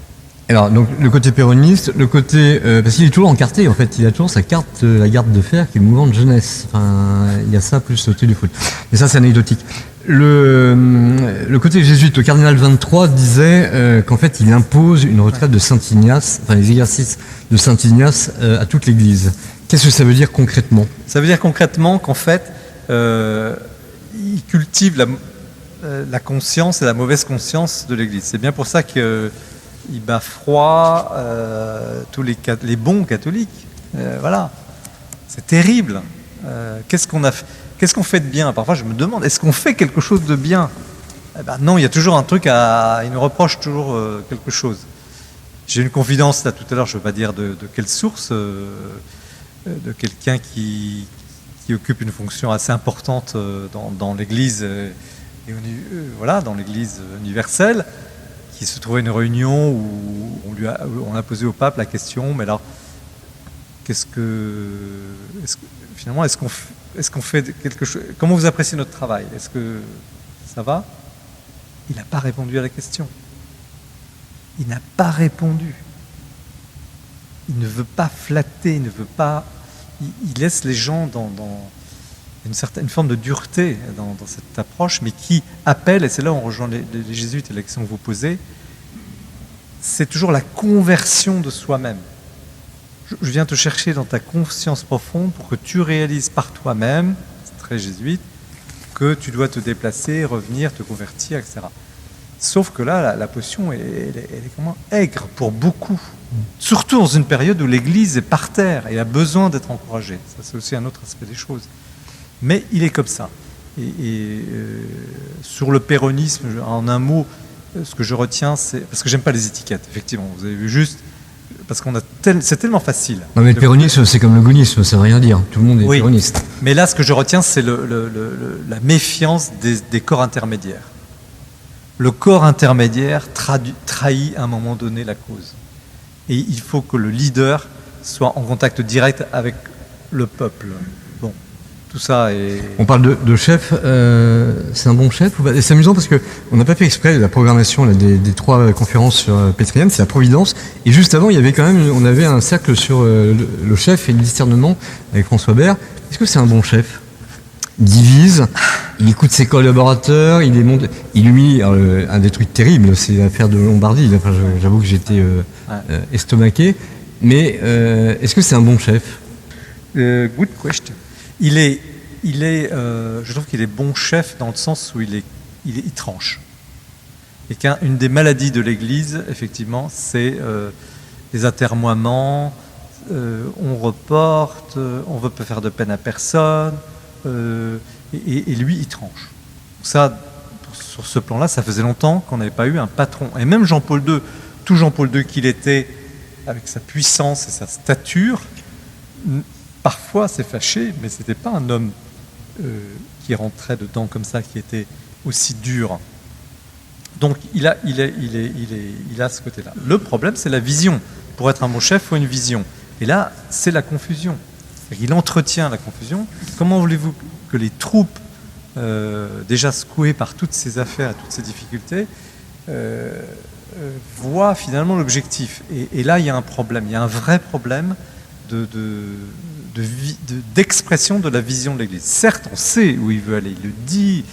Vous avez rappelé la question des pauvres et tout ça, de l'immigration, mais l'Église au quotidien, alors il nous dirait, il serait là, il dirait, l'Église va sortir, voilà, la porte par laquelle vous êtes entré, il faut que vous l'utilisiez pour sortir. Je me souviens ça m'a beaucoup frappé, c'était à Cuba, il s'adressait aux religieux cubains quand même, qui ont traversé des épreuves et des épreuves.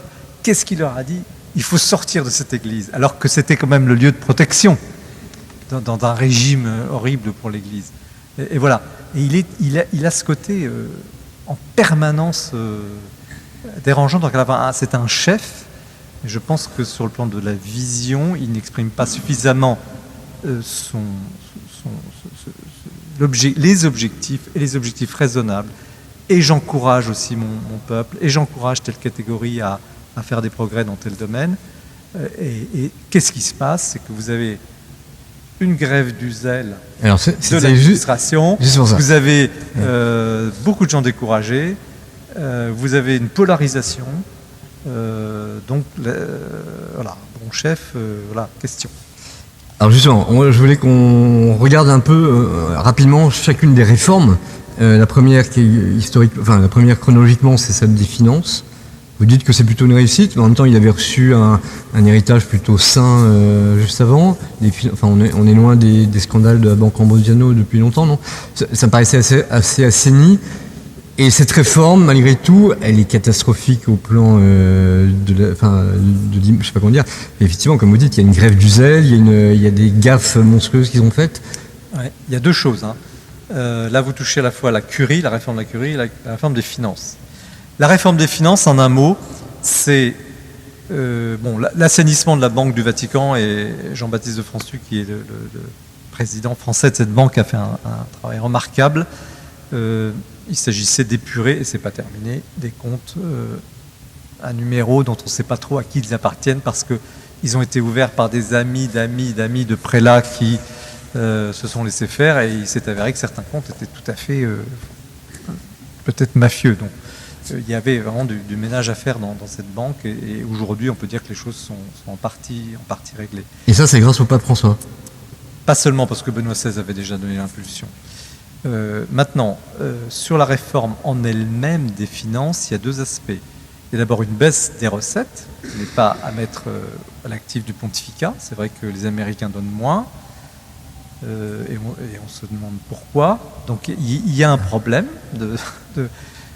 On n'a pas forcément envie d'aider ce pontificat. Et puis il y a aussi tout de même un assainissement, si vous voulez, la vingtaine de ministères que constitue la curie romaine, avait la mauvaise habitude, il n'y avait pas de contrôle de gestion, il n'y avait pas de consolidation des comptes, il y en avait, mais il y a 100 ans de naître, etc. Il y avait des bastions absolument incroyables, avec des caisses, des réserves. Toute bonne administration, évidemment, prévoit toujours la petite caisse de sécurité, les comptes de sécurité.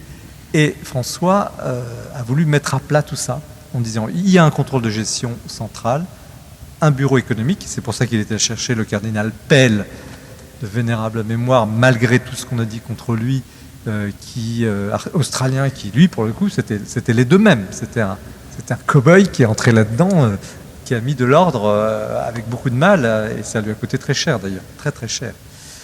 Parce qu'il a mis en cause des bastions financiers. Mais ça, c'est de la petite histoire, c'est un peu comme l'histoire des couleurs des chaussures de pape. C'est de la petite administration. L'important, c'est quand même de dire que le cardinal Pell est innocent de tout ce dont on est accusé. Écoutez, moi je me tiens au fait. Voilà, il a fait de la prison. Il a été condamné par un jury. Tout ça est quand même assez discutable eu égard.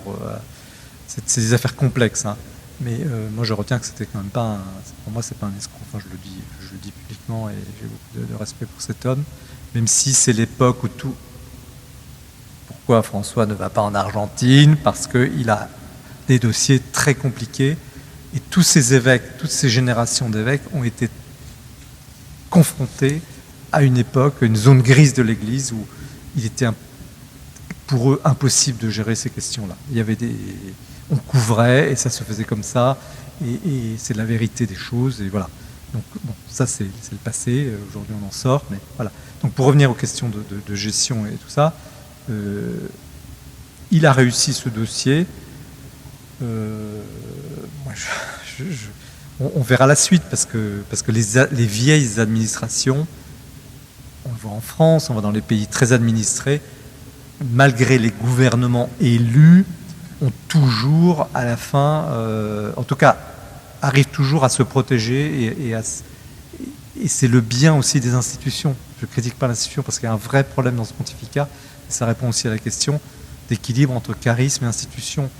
Et l'Église a besoin d'une structure forte pour traverser les siècles, traverser le temps. Et c'est la force du Vatican avec tous les défauts qu'on lui connaît. Il suffit de regarder les églises protestantes, il suffit de regarder les églises protestantes qui sont vouées à l'éclatement atomique par petits personnes, les églises orthodoxes qui sont enquistées dans des problématiques nationales dans lesquelles elles n'arrivent pas à sortir. Donc l'Église catholique a une forme d'équilibre très très subtile, très intéressante, et elle a besoin d'une institution. Et le ménage, allez, on va conclure comme ça, le ménage qu'a fait François était bon et sain, et ça y est, on verra s'il a réussi à modifier la culture de la curie, j'en suis pas certain. Sans faire de jeu de mots, c'est quasiment, enfin, ce que vous décrivez dans le livre, c'est quasiment la curie d'Augias. Le pape a une phrase magnifique, il dit dans son fameux discours, ce ne sont pas les rides que nous devons craindre, ce sont les tâches. Est-ce que là, il a réussi vous dites les rides. C'est page 119, dans l'appel à la conversion, dans son fameux discours où il prend tout le monde de court, il dit ce ne sont pas les rides que nous devons craindre, ce sont les tâches. Les tâches, oui. Et c'est pas une chirurgie esthétique qu'on doit faire, c'est une conversion. Est-ce qu'il a réussi, même si les cardinaux ont détesté, enfin moi, alors, une petite remarque sur les curés d'Augias. Il y a d'authentiques saints, S-A-I-N-T-S, dans la curie romaine. Et il y a, pardon, excusez-moi pour l'expression, je joue un peu sur les S, il y a des salauds. Des gens qui utilisent le système, qui ont des W, oui, mais il y a des saints. Il y a des gens qui sont donnés, qui font un travail remarquable. Donc voilà, ça c'est une remarque sur... Maintenant, François, et ça c'est le côté jésuite, radical, mais religieux, parce que je dirais qu'un dominicain ou un franciscain ou un cistercien dirait la même chose, sont très libres, sont plus libres que peut-être les diocésains des formes, des habitudes, du qu'en dira-t-on, et c'est vraiment le Christ qui demande de fermer la porte quand tu pries, entre dans ta chambre et voilà, ne montre pas. C'est vraiment la vérité de l'intériorité. Et derrière toutes ces critiques du pape François sur ses collaborateurs les mauvaises habitudes de la curie, il y a au fond l'exigence, il y a deux exigences. Ne considérez pas le fait d'être à Rome comme une prérogative pour être supérieur à vos frères évêques. Et je crois que là, il a raison. Rome, le Saint-Siège, la grandeur, la noblesse du Saint-Siège, c'est justement la coordination, le cap, la coordination et le service. Et là, il a vraiment profondément. Mais le pouvoir est un service et le seul honneur, c'est celui de la croix. Très bien. C'est ce qu'il dit. Hein. Oui, non, mais c'est profondément vrai, c'est profondément chrétien. Parce qu'il y avait eu aussi des dérives de ce point de vue-là. Et puis, la deuxième chose, à côté du service, c'est la cohérence. Tout en sachant évidemment qu'on est tous, c'est moi le premier, des grands pécheurs. Mais on ne peut pas servir une telle cause, un tel honneur, une telle grandeur, un tel destin, sans être, à genoux devant le Seigneur et implorant. Et là, il a déplacé un peu le fonctionnarisme. Il le dit par exemple aux nonces, la tentation des nonces apostoliques qui sont les diplomates de l'Église, qui sont seraient les plus tentés par leur métier, puisqu'ils sont en représentation diplomatique en permanence, à vivre dans un monde artificiel. Vous les premiers, devez être des exemples de prêtrise, des exemples de sainteté. Donc là, je ne critique pas le pape François sur ce point-là, bien au contraire, sauf le découragement. Il ne faut pas décourager ses troupes.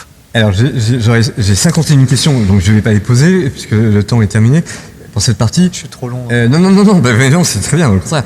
Il y a le gâteaupardisme, mais les gens liront dans le...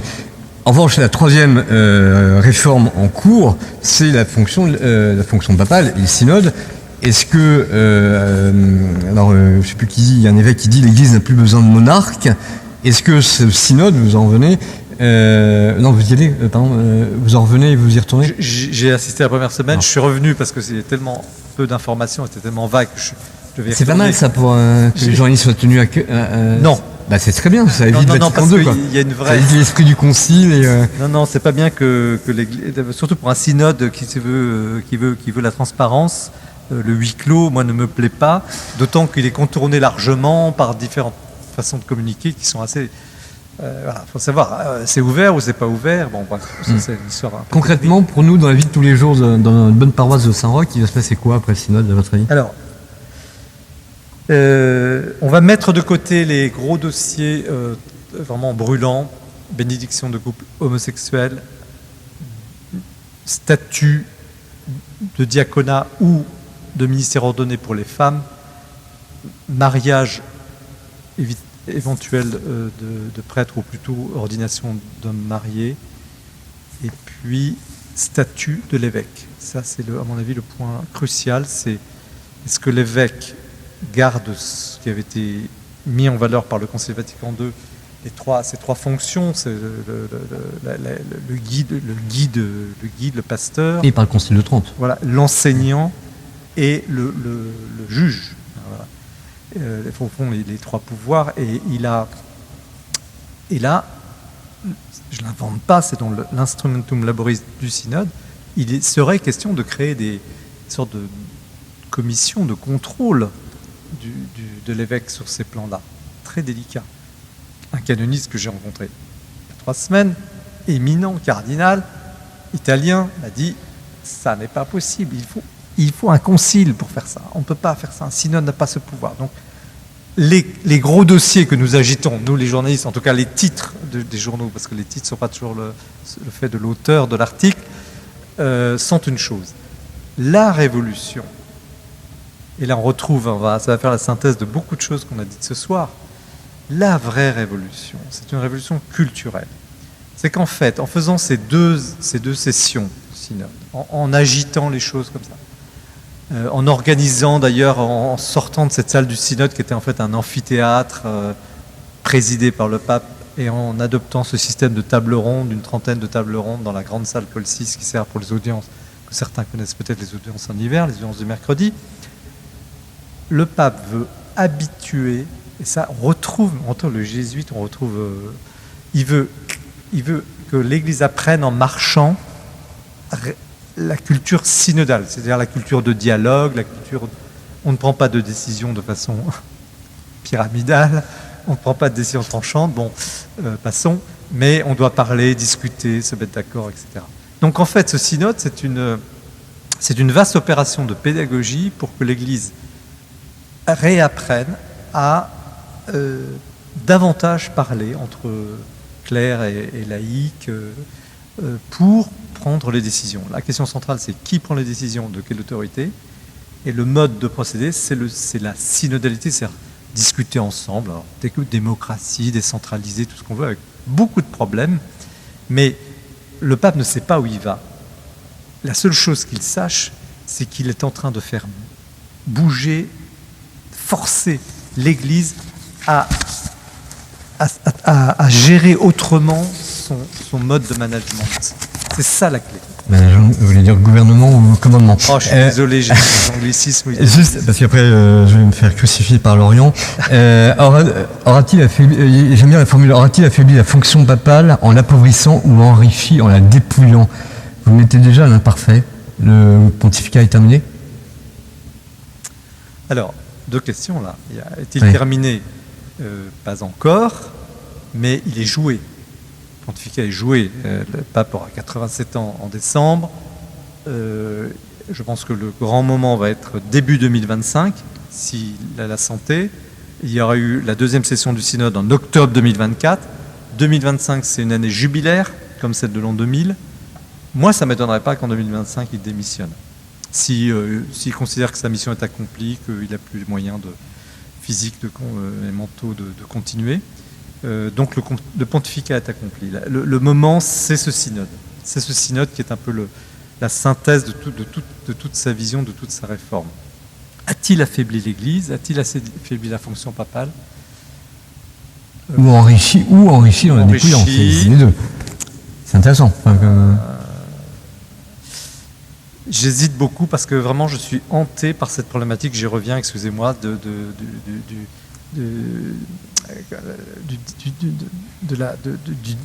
l'institution et du charisme. On ne connaît pas dans le monde de l'entreprise, dans le monde politique, dans le monde associatif, une institution qui aurait abandonné ou cassé sa structure au profit du charisme du leader. On ne lui connaît pas d'avenir, on lui connaît des crises. Et là, nous sommes en train de vivre justement le paroxysme d'un pontificat qui a opté pour le charisme, qui a cassé l'institution. Je suis un peu sévère, mais quand même, si on prend la curie, si on prend un certain nombre de dossiers, vous citiez l'anecdote de Saint-Joseph, je ne sais plus si c'était vous tout à l'heure, le 19 mars. C'est un souvenir, je le cite parce que je faisais le pèlerinage des pères de famille. Et puis, arrivé à Saint-Sulpice, j'ai le malheur de regarder mon téléphone. Publication du texte de la curie romaine. La réforme de la curie romaine, c'est pas possible. C'est pas possible qu'il publie ça aujourd'hui. Donc, j'ai abandonné évidemment le pèlerinage. Je suis rentré chez moi, j'ai écrit mon article. Mais c'était typique. Il avait, envers et contre tout, décidé que ça devait être publié le 19 mars pour Saint-Joseph. Ce qui est l'honneur. Le texte n'était pas prêt, il n'y avait pas de problème dans le document, mais il avait imposé ça. Donc voilà. Le charisme. Il a fallu reprendre le texte après, tout ça. Mais à la limite, tant pis. Il a voulu marquer, mettre sa foi, et il a une grande foi pour Saint-Joseph. Il a une petite statue où on voit Saint-Joseph endormi, où il glisse les intentions de prière dans sa chambre, dans son bureau. C'est très touchant de ce point de vue-là. Mais qu'en est-il de l'institution? Et là, alors je reviens à ce que j'ai dit tout à l'heure sur la sagesse du corps clérical et du corps ecclésial. Il y a une forme de capacité d'absorption qui est parfois négative quand c'est trop d'inertie, mais qui est aussi une capacité de rebond et d'avancer pour absorber un ouragan qu'est ce pontificat. Voilà, pour ne pas conclure, Inch Jésus. Merci.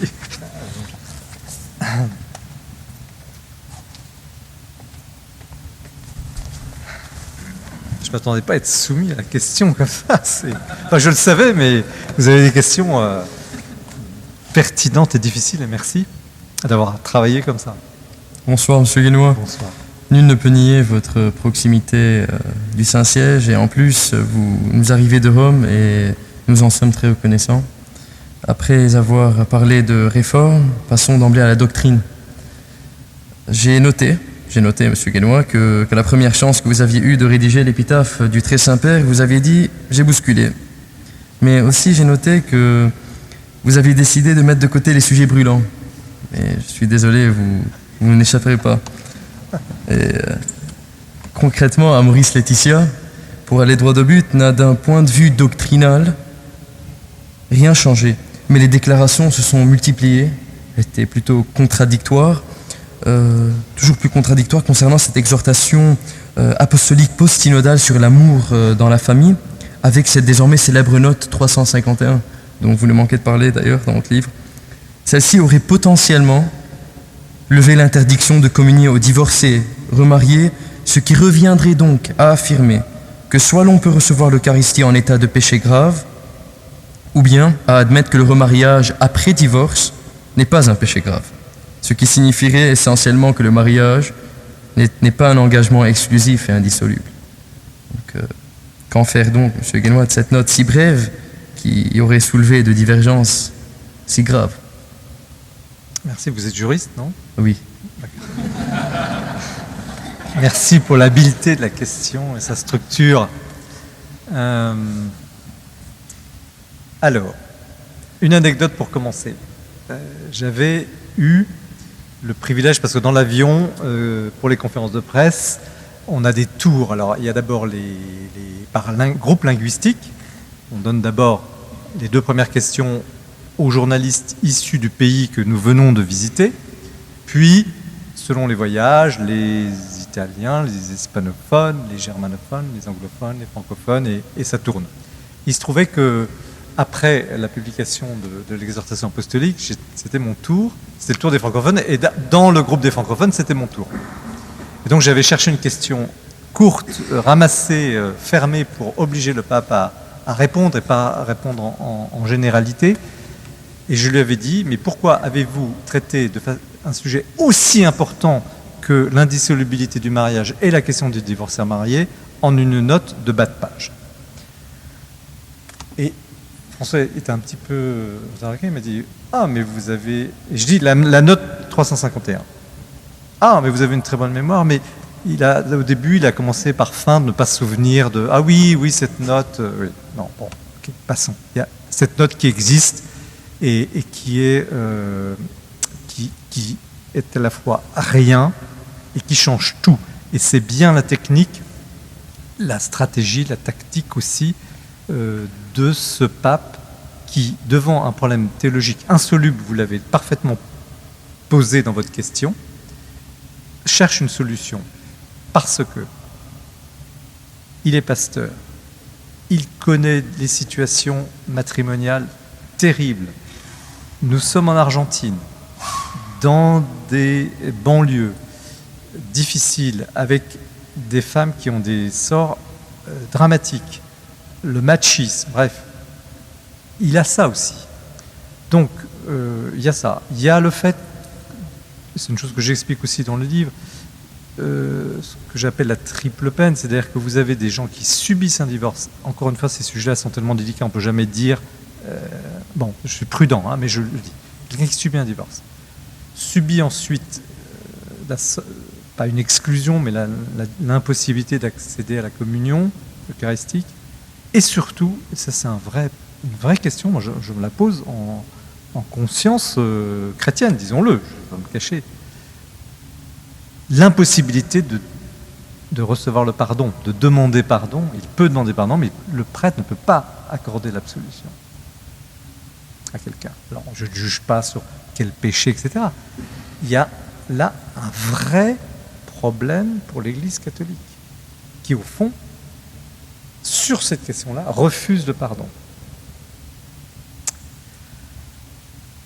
C'est insoluble, parce qu'il y a des raisons pour lesquelles elle le fait, évidemment. Parce que je me souviens de mes enfants, ça m'a beaucoup frappé. Ils m'avaient dit, mais alors papa, le mariage n'est plus indissoluble. Ben oui, il avait compris ça après cette réforme. Bon, donc François cherche une solution. Alors, là où la petite note, qui n'a l'air de rien, a suscité des interprétations très différentes, parce qu'en définitive, j'ai encore retravaillé ça il n'y a pas longtemps, la norme, selon le pape François, pour interpréter la note, c'est de la jurisprudence quasiment, c'est la note que les évêques argentins ont publiée après l'exhortation apostolique. C'est un peu technique, excusez-moi, mais voilà. Donc il y a bien quelque part un endroit où il y a un texte qui dit la juste interprétation de la note. Ça aussi, c'est du François dans le texte. Il n'aura pas écrit, lui, ce texte, il aura fait écrire et contrôler, évidemment, le texte publié en Argentine. De même que souvent, il dit des choses à ses frères jésuites, je fais un parallèle, mais dans les voyages, là, qu'est-ce qu'il y a de plus intéressant dans les voyages de François? C'est le rendez-vous qu'il a avec les jésuites, ces frères jésuites qui ne manquent pas de visiter à chaque fois, et avec qui il a un dialogue ouvert, et dont on connaît ensuite la teneur un mois ou 2 mois après. Je ferme la parenthèse, mais c'est ça. Il a parfois une façon de placer finalement les choses importantes par un système de billard de boules qui vont et qui viennent, et donc voilà. Donc, normativement parlant, il y a les éléments. Comment les appliquer? Il y a des conditions très strictes. Mais il y a très strictes, et là, on n'insiste pas assez là-dessus.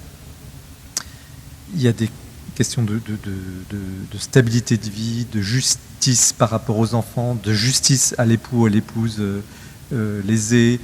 Il y a vraiment une série de conditions dans le discernement. Et il a confié ce discernement, non pas au prêtre, à l'évêque. Quels évêques s'en seraient bien passés. Mais aussi la facilité, la possibilité, il a allégé les procédures en droit canonique d'annulation du lien du mariage. Donc, on a une complexité, je vous l'accorde, et je connais des couples qui sont dans cette situation-là qui sont pas pour autant aujourd'hui retournés, n'ont pas été admis. Donc, c'est pas quelque chose d'automatique. Alors, dans des pays, ça l'est peut-être un peu plus, dans certains diocèses un peu plus, évidemment. Le drame de tout ça, c'est qu'à la fois, la grandeur, c'est la volonté de trouver une solution à des problèmes que je ne me permettrai même pas, personnellement, de juger tellement ils touchent l'intimité et je pense qu'au ciel, les choses sont mises vraiment sur la table et éclairées, mais donc vraiment avec beaucoup de délicatesse. Et en même temps, il a de fait, d'une pratique qui était celle, en fait, de l'Église depuis longtemps, mais dans le secret du confessionnal, d'une pratique, c'est même pas du cas par cas, c'est pas de la casuistique, c'est vraiment de travail dans conscience profonde et dans le cœur profond et dans l'âme de la personne, que le confesseur ou éventuellement l'évêque, si cela se pratiquait, ce genre de choses. Sauf qu'il en a fait d'une certaine manière, tout en la limitant une note, une sorte de norme qui était perçue comme une nouvelle norme universelle.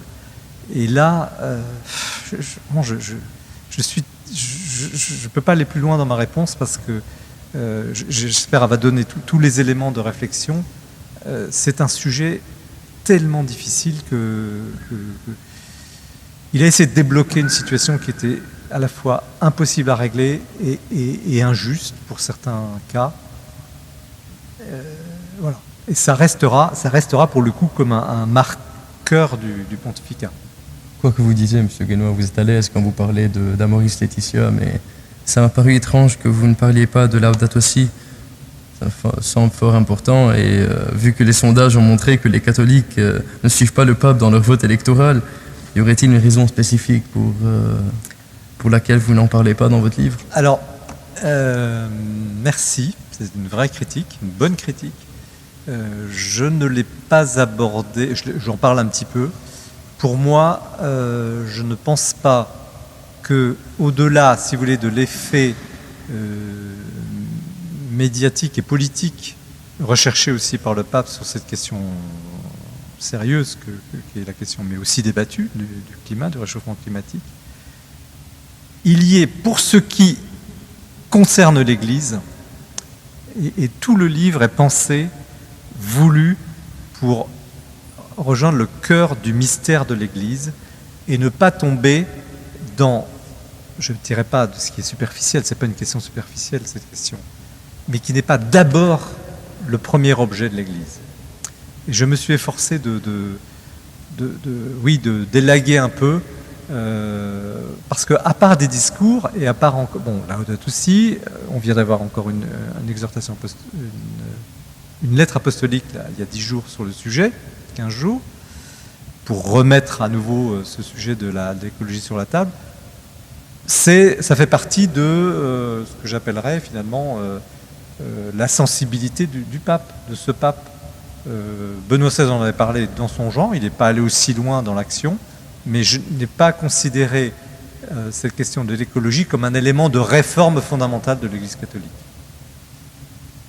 J'aime bien, vous pensez tout de suite au premier objet de l'Église dans votre livre, ça se voit d'ailleurs, je ne vais pas vous mentir, mais j'ai du mal à voir si le pape François le pense lui-même quand il agit sous ce pontificat, parce qu'en lisant, je peux vous dire que j'ai parfois été étonné, mais d'autres fois j'ai été médusé par ces petites anecdotes que vous racontez si bien, et qui paraissent si banales, mais finissent par s'imprégner. Sachez, M. Guénois, que ça me blesse que le pape puisse saluer les musulmans, par exemple, pour leur souhaiter un bon ramadan, quand nous, chrétiens d'Orient, sommes persécutés. Quel est le premier objet ici de l'Église? Ou comment se permet-il de dire ça? Racontez-nous, M. Guénois, de quoi s'agit-il, mais surtout, que viennent faire des femmes voilées dans le Berger 1, l'avion du pape? Bon, vous êtes redoutable. Mais je vous félicite. Je ne vous flatte pas, je vous félicite pour la qualité de la question. Alors, bon, allez.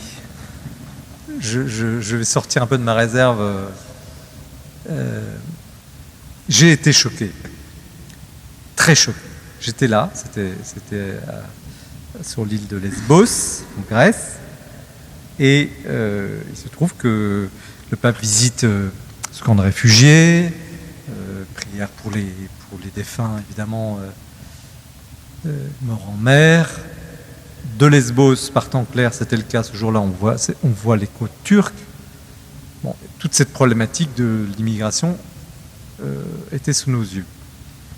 Et puis, pourquoi est-ce qu'on rentrait à Rome à quasiment 16 heures, oui, le décollage à 16 heures, alors qu'on était parti le matin, enfin, pourquoi rentrer si précipitamment à Rome?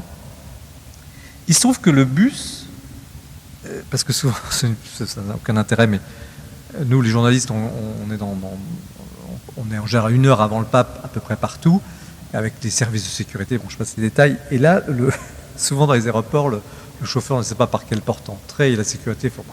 Bref, on a fait 2 tours, et il se trouve qu'on voit des gens monter, des femmes voilées monter dans l'avion. Et qu'on ne devait pas voir, parce que c'était en fait, ça devait être tenu secret jusqu'à l'arrivée, en fait. Parce qu'après, on les a vus forcément traverser l'avion pour aller, évidemment, voilà. Et il n'y avait que des familles musulmanes. Mais ça, on retrouve aussi François. On est dans la provocation. On est dans la provocation authentique. Le plan était le suivant, concocté par Sant'Egidio, qui le conseille sur ce sujet-là, d'arriver à 18h à Rome, 17h30, 18h. Ce que le pape ne fait jamais à ce moment-là, il descend la passerelle le premier, il se met en bout de passerelle, on demande aux photographes et aux caméramans, puisqu'on est 70, il y a à peu près la moitié de photographes, de caméramans, de descendre en premier derrière, de se dépêcher, etc., de se mettre en position à la passerelle avant. On donne le top, on fait descendre les familles. Je n'ai rien contre les familles, quelles qu'elles soient, évidemment. Je suis père de familles nombreuses. Les grands-pères heureux. Et là, les caméras, etc. Et on est parfaitement dans le timing des journaux de 20h européens. Donc, le message, ce n'est pas les discours du pape, c'est l'image d'un pape qui accueille à la descente de l'avion, de son avion, qu'il a fait transporter des réfugiés de familles musulmanes en Europe. Donc, voilà la réponse. C'est-à-dire qu'il voulait provoquer l'opinion européenne, il voulait marquer, après Lampedusa, son premier voyage, là, il voulait marquer les esprits par ce geste. Et avec derrière aussi, il faut le dire, tout le conseil de Sant'Egidio qui est derrière les couloirs humanitaires et tout ça. Et on ne va pas non plus discuter de ce sujet-là, c'est une question trop technique et trop humanitaire aussi, très, très délicate. Donc, mais c'était à la fois très médiatique, et c'est ce que je n'aime pas parfois dans ce pontificat, façon de... Finalement, il y a une part de montage, de mise en scène pour faire passer des messages forts, pédagogie de l'image, on appelle ça ce qu'on voulait, ou manipulation de l'opinion, et une réalité extrêmement difficile. Et, alors je termine, ça rejoint un peu, je réponds aussi à votre question, parce que je disais tout à l'heure sur l'Argentine, c'est que je pense que François a une connaissance de l'islam qui est argentine, donc plutôt heureuse, d'un islam tout à fait intégré, d'élite, qui ne pose pas de problème. Il a une méconnaissance, et on l'a vu à Marseille l'autre jour, mais il ne connaît pas la réalité des tensions sociales qui sont provoquées par cette question. J'en veux pour preuve le voyage en Suède. Je ne vais pas être trop long là-dessus, mais en Suède, on part, c'est un voyage... bon, évidemment, pour la question de dialogue avec les protestants, mais sur la question de l'immigration, la Suède nous était présentée comme vraiment le pays européen qui réussit l'intégration, etc., des étrangers, etc. Sauf que sur place, quand le pape a parlé avec les personnalités politiques, on lui a dit, écoutez, nous, on n'y arrive plus. On n'y arrive plus. On veut bien faire, on a bien fait, mais maintenant, on n'y arrive plus.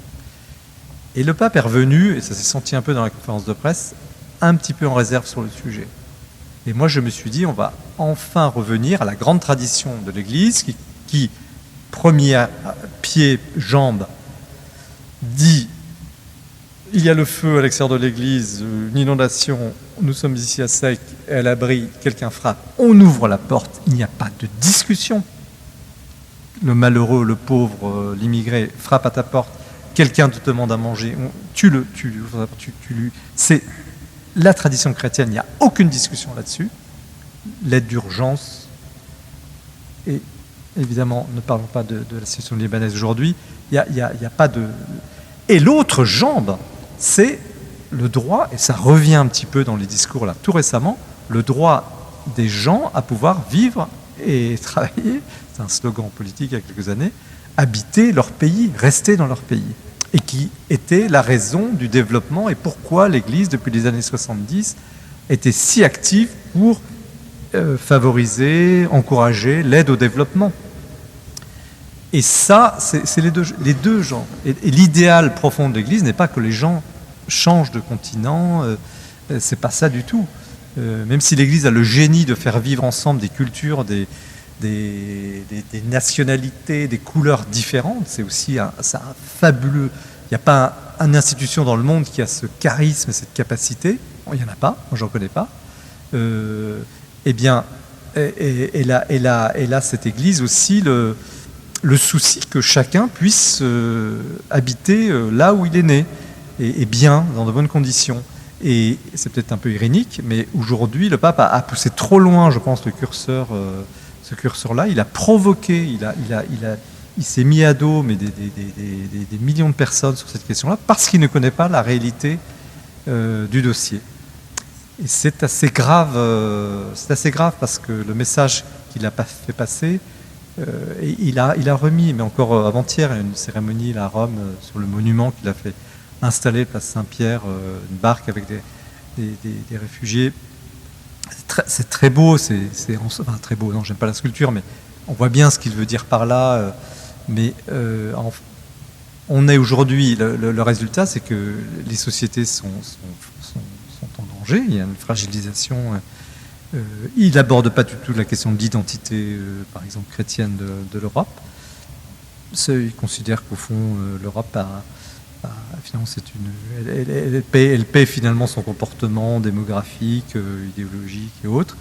Et il y a une forme assez curieuse là, de ce pape non européen qui, au fond, ouvre la porte très très large à l'immigration sans ou aux marges maintenant, rappeler que la tradition de l'Église, c'est d'abord que les gens puissent bien sûr être accueillis en cas d'urgence, mais aussi aient le droit et la possibilité de vivre chez eux. Je ne sais pas si je réponds à la question, mais... Vous me pardonnerez, mais nous n'en pouvons plus de mauvaises nouvelles. À un moment, vous évoquez les canonisations.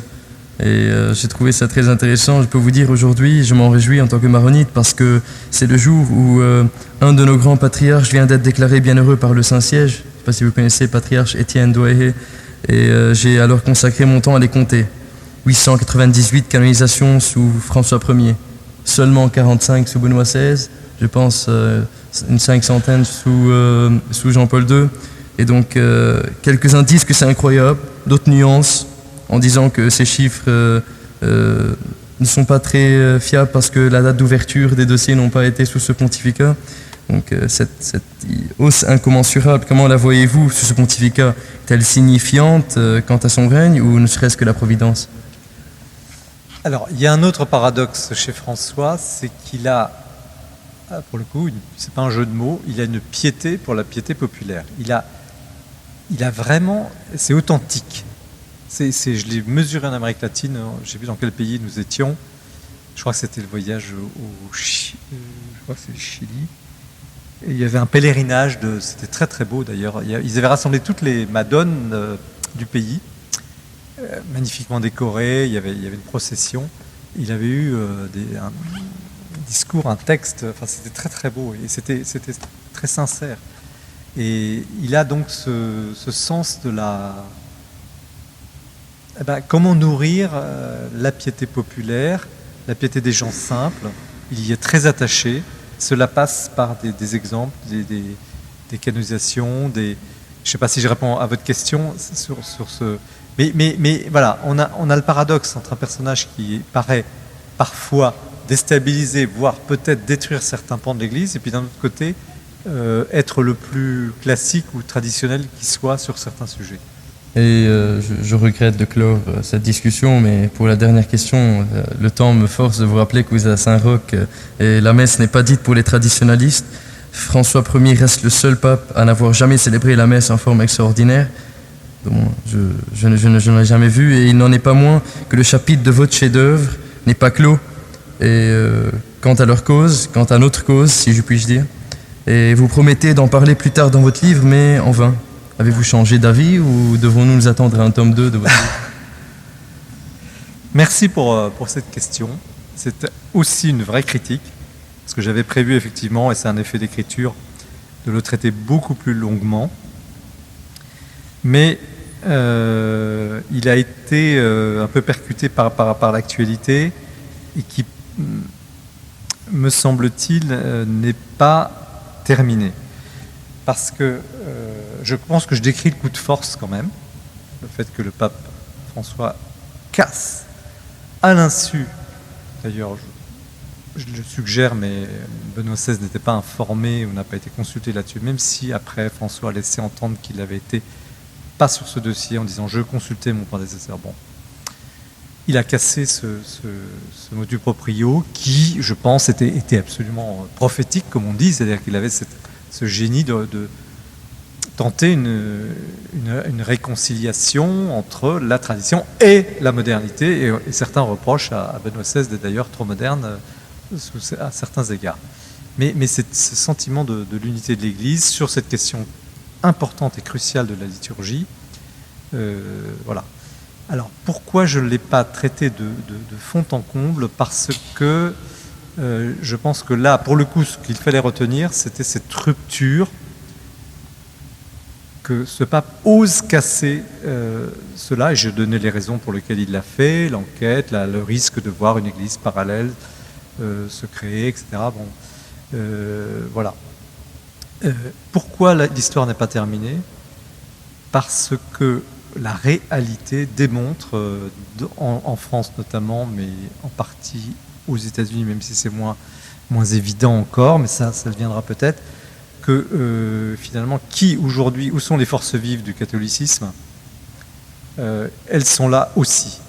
Et il y a une épreuve de réalité qui attend le prochain pontificat. Et je ne vois pas ça dans un rapport de force. J'espère me faire bien comprendre. ne s'agit pas d'opposer un groupe contre un autre qui aurait raison envers et contre tout. Non, c'est l'Église. Et là où je n'ai peut-être pas été assez explicite dans le livre, et pour moi, l'essentiel, bien sûr, la liturgie est importante. La liturgie, elle est au service du sacré. Et le sacré dans l'Église, c'est l'Eucharistie, la présence réelle du Christ. C'est la clé de voûte de tout le système des ordinations. Pourquoi le prêtre a un statut particulier? Il se passe un acte sacré. Pourquoi la transmission apostolique? Quel est le trésor qui est transmis? Certes, il y a bien sûr l'écriture, la Bible, mais il y a le mystère des sacrements. Et parmi le premier sacrement, c'est celui-ci. Donc, de deux choses l'une, ou c'est vrai, ou c'est faux. Et j'ai eu d'ailleurs des mots avec des confrères à propos du livre sur ce sujet-là, où on me dit oui, mais c'est une lecture un peu médiéviste, médiévale du sacrement de la question de la présence réelle. Je suis désolé, quels que soient les mots que l'on utilise, ou les théories, admettons ce mot que je n'aime pas pour la théologie, pour expliquer ce mystère-là, l'avenir de l'Église est dans l'Eucharistie et dans ce mystère-là. On le voit dans l'histoire.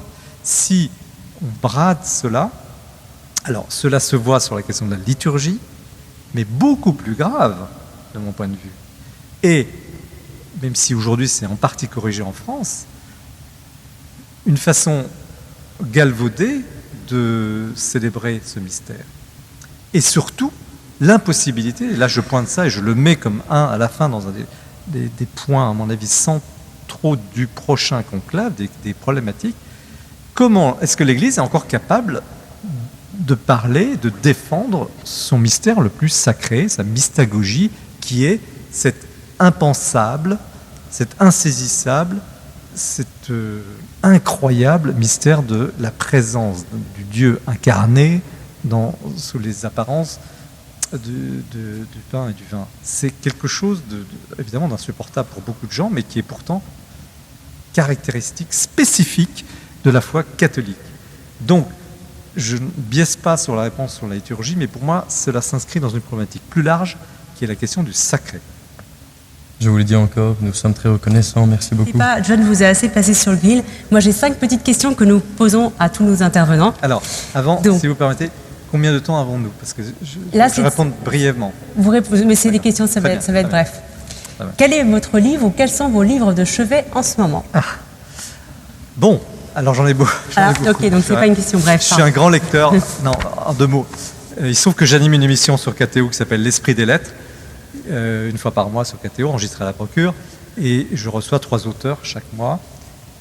Et je dois lire, et comme je n'ai pas le temps de lire dans la journée, je lis le soir, disons de 10h à minuit, 3 semaines par mois sont prises par la lecture de ces livres. Donc je lis d'abord ces livres-là pour l'émission. Et puis j'ai une marotte, alors pour répondre à votre question très précisément, j'ai une passion pour Giono. Je suis un grand lecteur de Jean Giono, alors avec toutes les... Mais je trouve son style absolument admirable. Alors je sais qu'il est controversé, qu'il y a beaucoup de... Ça ne m'intéresse pas. Je trouve que c'est un littérateur, un romancier hors norme. Et quand j'ai besoin de me ressourcer, de me refaire, enfin de relancer l'imagination, je lis du Giono. Voilà, vous savez tout. Quel personnage historique vous inspire? Là... alors j'ai envie de dire, c'est pas une facilité, je vais dire saint Thomas d'Aquin. Pourquoi? Parce que, et ça je le dis souvent à ceux qui, à gauche, trouvent que je pose des questions trop embarrassantes, alors qu'eux-mêmes ont passé leur temps à critiquer les pontificats de Jean-Paul II, de Benoît XVI, et qui aujourd'hui interdisent les gens de poser des questions un peu dérangeantes. Et je le dis à droite aussi, dans des milieux qui seraient un peu trop fermés. Thomas d'Aquin, quand il aborde une question, et je le place comme un personnage historique, parce que dans l'histoire de la pensée, c'est quelqu'un, c'est quand même Aristote, la philosophie grecque, Thomas d'Aquin, fait la liste exhaustive de toutes les objections possibles, on le voit dans la Somme théologique, de toutes les objections possibles autour d'une question. Mais quelle liberté intellectuelle! Et cette méthode-là, je l'applique. Et après, il y répond, etc. Je n'entre pas dans les détails. Et pour moi, voyez-vous, ce n'est pas un personnage historique au sens de la grande histoire ou de chef d'État. J'ai ce modèle parce que pour moi, la vie intellectuelle est peut-être prime, ça peut être un défaut sur la vie politique ou géopolitique. Très bien. Un mot de la langue française que vous aimez beaucoup? Un mot, c'est le mot demeurer. Le verbe demeurer. Le verbe demeurer, pour moi, ça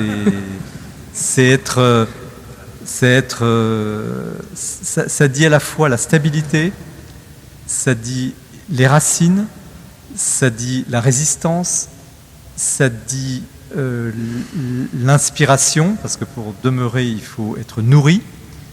Voilà, demeurer. Et un mot que vous n'aimez pas? Oh là là. C'est facile, vous répondez par un mot. Alors, ça va le faire. Alors, cette expression me met hors de moi. Ça va le faire. Ce truc qui est un anglicisme, en fait, parce que les Américains disent just do it, ou it works, ça fonctionne. Alors, les Français disent maintenant, ça va le faire. Ah oui, non, mais ça va le faire. Je déteste ça. Je crois que je le dis de temps en temps. Merci. Donc, quel est le trésor que vous voulez laisser à vos enfants et donc petits-enfants? Vous avez dit tout à l'heure que vous étiez grand-père. Alors, il n'y a qu'un seul trésor, c'est la foi, évidemment, la foi chrétienne pour moi. Parce que je n'ai pas raconté tout ça, mais j'ai une expérience très, très, très forte à 18 ans, et très liée d'ailleurs à la présence réelle du Christ, donc qui m'habite. Donc, si je peux réussir à transmettre à chacun de mes enfants, ce qui est à peu près le cas jusque-là, et à leurs descendants, ce trésor-là, oui. Et puis, il y a la fable. C'est marrant parce que je l'ai lu cet été, on était tous ensemble, j'ai lu cette fable avec beaucoup d'émotion, la fable du laboureur et des enfants du laboureur et la vertu du travail. Merci. Et alors, une fois mort, vous serez face à Dieu. Qu'est-ce que vous voulez qu'il vous dise? Alors, si j'ai encore l'usage de la parole, je dirais, je me prosternerai, je dirais, mon Seigneur et mon Dieu. Et j'espère qu'il me répondra, j'espère, serviteur inutile, entre dans la joie de ton maître. Merci.